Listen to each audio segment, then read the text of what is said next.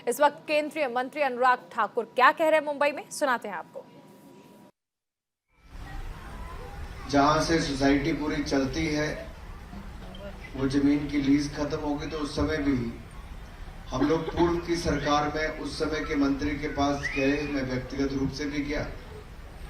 किन्हीं कारणवश बीच में कोविड के चलते गैप भी आ गया, सरकार भी चले गई, लेकिन सही मायने में इस हिमाचल मित्र मंडल ने ना केवल हिमाचल के परिवारों को एकजुट रखा है, बल्कि हजारों किलोमीटर दूर से जब हमारे भाई और बहन यहाँ पर आते हैं तो उनको एक आसरा कहीं पर मिलता है, तो हिमाचल मित्र मंडल के यहाँ पर आकर मिलता है। और आज भी जब माननीय कृपा शंकर सिंह जी थे, नायक साहब थे, फोन पर भी बात की, विखे पाटिल साहब से बात भी की कि आपकी जो यहाँ पर भवन की लीज की भी बात है, वो जमीन वाली समस्या भी आपके लिए नहीं, ये जिम्मेदारी हमारी है कि हम उसको करवा कर देंगे, ताकि ना केवल अब के लिए बल्कि भविष्य के लिए, ये आने वाली पीढ़ियों के लिए भी इसका अवसर मिलता रहे। और खुशी इस बात की है जब हिमाचल के अपने सब भाई और बहनें कहते हैं कि नायक साहब ने भी वर्षों तक हिमाचल के लोगों को यहाँ पे हाथ पकड़ के रखा, भारतीय जनता पार्टी के बाकी लोग हैं उन्होंने भी रखा, कृपा शंकर सिंह जी ने स्वयं, किसी ने कहा नहीं, इनको जब पता चला कि विषय है तो बैठे बैठे, जब मैं आया एयरपोर्ट से हम आधा घंटा बैठे तो वहां पर कंसर्न मिनिस्टर से मेरी बात करवा दी कि बात एक बार आप कर लीजिए, फॉलो अप करने का मैं काम खुद करूंगा। तो है उत्तर प्रदेश के, रहते महाराष्ट्र में है, लेकिन जिम्मेदारी हिमाचल प्रदेश की भी लेने का काम किया। ये बहुत अच्छी बात है। मैं एक ही बात नायक साहब और कृपा शंकर सिंह जी को मैं एक ही कहना चाहता हूँ, हिमाचल के लोग बहुत भोले भाले हैं।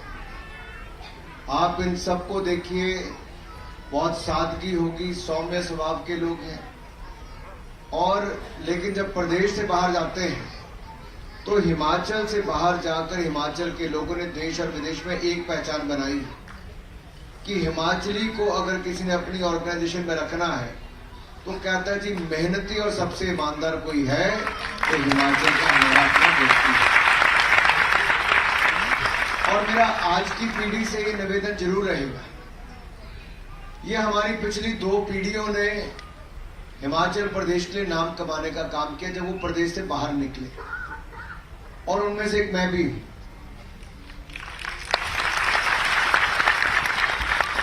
क्योंकि बहुत सारे लोगों को पता ही नहीं होगा, आप में से बहुत सारे लोग बाहर रहते हैं। मैं भी जिला हमीरपुर के समीरपुर गांव से हूं। मेरे दादाजी फौजी, मेरे परदादा फौजी, उनसे पहले वाले भी।